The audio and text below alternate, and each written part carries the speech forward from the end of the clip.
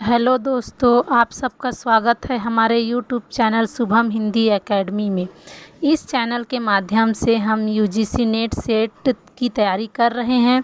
तो यदि आप चैनल पर नए हैं तो चैनल को सब्सक्राइब कर दीजिए, साथ ही बेल आइकन को प्रेस कर दीजिए ताकि हमारे हर आने वाली वीडियो का नोटिफिकेशन सबसे पहले आपको प्राप्त हो सके। तो आज हम बात करने वाले हैं यूजीसी नेट हिंदी के जो सिलेबस इकाई 7 है उसमें लगे हुए कहानियों के बारे में। तो पहले हम इसके सिलेबस को देखेंगे कि कितने कहानियाँ लगी हुई है और कौन कौन सी कहानियाँ सम्मिलित है। तो चलिए देखते हैं कौन कौन सी कहानियाँ लगी हुई है। पहला है चंद्रदेव से मेरी बातें, राजेंद्र बाला घोष। दूसरा है दुलाई वाली, राजेंद्र बाला घोष। तीसरा है एक टोकरी भर मिट्टी, माधवराव सप्रे। चौथा है राही, सुभद्रा कुमारी चौहान। पांचवा है ईदगाह, प्रेमचंद। छठवा है दुनिया का सबसे अनमोल रतन, प्रेमचंद। सातवां है कानों में कंगना, राजा राधिका रमण प्रसाद। आठवां है उसने कहा था, चंद्रधर शर्मा गुलेरी। नौवां है आकाशदीप, जयशंकर प्रसाद। 10वां है अपना अपना भाग्य, जैनेन्द्र। 11वां है तीसरी कसम, फणेश्वर नाथ रेणु। 12वां है लाल पान की बेगम, फणेश्वर नाथ रेणु। 13वां है गैंग्रीन आगे। 14वां है कोसी का घटवार, शेखर जोशी। 15 नंबर पर है अमृतसर आ गया, भीष्म साहनी। 16वें नंबर पर है चिप की दावत, भीष्म साहनी। 17वें नंबर पर है सिक्का बदल गया, कृष्ण सोबती। 18वें नंबर पर है इंस्पेक्टर मतादीन, हरिशंकर परसाई।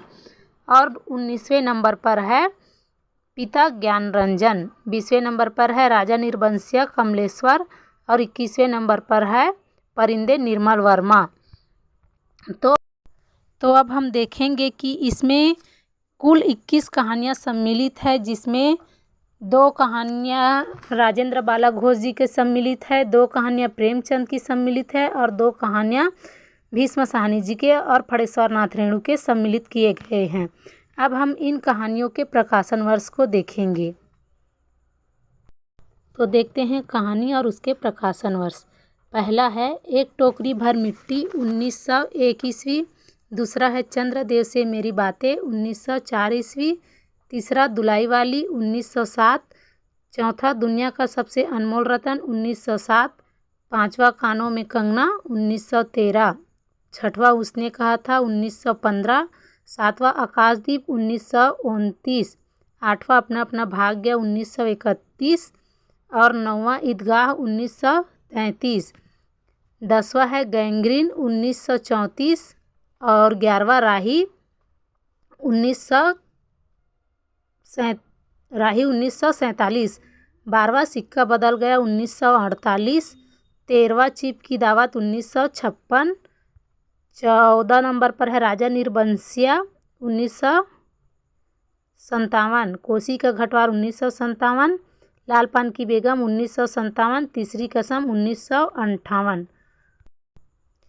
परिंदे कहानी है 1958। पिता 1965। इंस्पेक्टर मतादीन चांद पर, 1970। अमृतसर आ गया, 1971।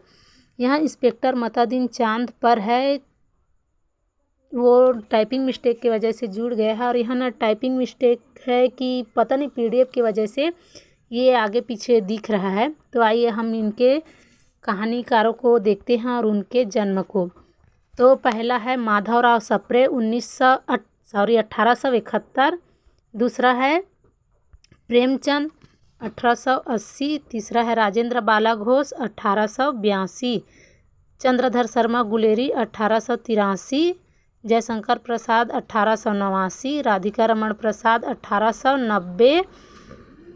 और सुभद्रा कुमारी चौहान, 1905। आगे 1911। भीष्म साहनी, 1915। यहाँ फणेश्वर नाथ रेणु है, लेकिन ये ईश्वर नाथ लिखा गया है, सॉरी वो मुझसे मिस्टेक हुआ होगा। 1921 है फणेश्वर नाथ रेणु जी का। हरिशंकर परसाई, 1924 है, यहाँ टाइप मिस्टेक हुआ है, 1924 है इनका। कृष्ण सोबती का 1925, निर्मल वर्मा 1929, शेखर जोशी 1932, कमलेश्वर 1932। यहाँ 1932 में दो रचनाकार हैं, शेखर जोशी और कमलेश्वर। ज्ञान रंजन 1933 और ज्ञानेंद्र 1947। तो दोस्तों यहाँ पर कुछ मुख्य बिंदुएं हैं जिसे मैं आपको बताना चाहूँगी कि आपको क्या क्या ध्यान देना है इसमें। पहला आपको ये बात ध्यान देना है कि इसके प्रकाशन वर्ष को याद करना है और इसके रचनाकारों के जो जन्म क्रम है उसको ये अच्छे से याद करना है। साथ ही साथ एक जगह आप नोट्स बनाते जाइए, लिखते जाइए, ताकि आपको यहाँ वहाँ ढूंढना ना पड़े। उसके बाद आप इन रचनाकारों के सभी पात्रों को याद करें, चाहे वह गौड़ पात्र हो चाहे मुख्य पात्र हो, क्योंकि आजकल मतलब कि क्वेश्चन एकदम डीपली पूछा जा रहा है, तो इसके मुख्य पात्र को भी पूछ रहे हैं और साथ ही साथ गौड़ पात्र को भी पूछ रहे हैं। आप यह ज़रूर ध्यान रखें कि यदि आप किसी भी रचनाकार को पढ़ रहे हैं तो उसके साथ साथ उस रचनाकार से जुड़े हुए कुछ महत्वपूर्ण रचनाएं उसको साथ में लिखते जाए और याद करते भी जाए, ताकि उससे हम जब इकाई 2 पढ़ेंगे तो हमारा जो इकाई 2 है उसमें हमको इनके रचनाओं को पढ़ने में आसानी होगी। और मैं आपको ये बताना चाहती हूँ कि मैं इकाई 6 से 10 तक के सिलेबस आपको पहले पढ़ाना चाहूँगी, उसके बाद इसके टेक्स्ट को पढ़ाऊँगी, क्योंकि जो बच्चे नए आए हुए होते हैं उनके लिए ये जानना ज़रूरी है कि हमारे यूजीसी नेट हिंदी साहित्य में कौन कौन सा सिलेबस लगा हुआ है। क्योंकि अगर वो लोग यही नहीं जानेंगे कि सिलेबस कौन कौन सा है तो उनको पता ही नहीं रहेगा कि हम लोग क्या पढ़े, क्या छोड़े, कैसे पढ़े। मैं सबसे पहले सिलेबस से ही शुरुआत कर रही हूँ, उसके बाद जब आप लोगों को इकाई 6 से 10 तक का सिलेबस बता दूँगी, फिर धीरे धीरे मैं टेक्स्ट पर आगे बढ़ूँगी। तो प्यारे साथियों, अगर यहाँ पर कुछ भी टाइपिंग मिस्टेक हुआ है या गलती हुआ है तो प्लीज़ आप लोग कमेंट करके बता दीजिए, क्योंकि मैं भी यहाँ देख रही हूँ कि पीडीएफ में कुछ गलतियाँ हुई है। तो हम लोग किसी चीज़ की अगर शुरुआत करते हैं तो हम लोगों को उतना पता नहीं होता कि कैसे करना है, तो ये मेरा शुरुआत है।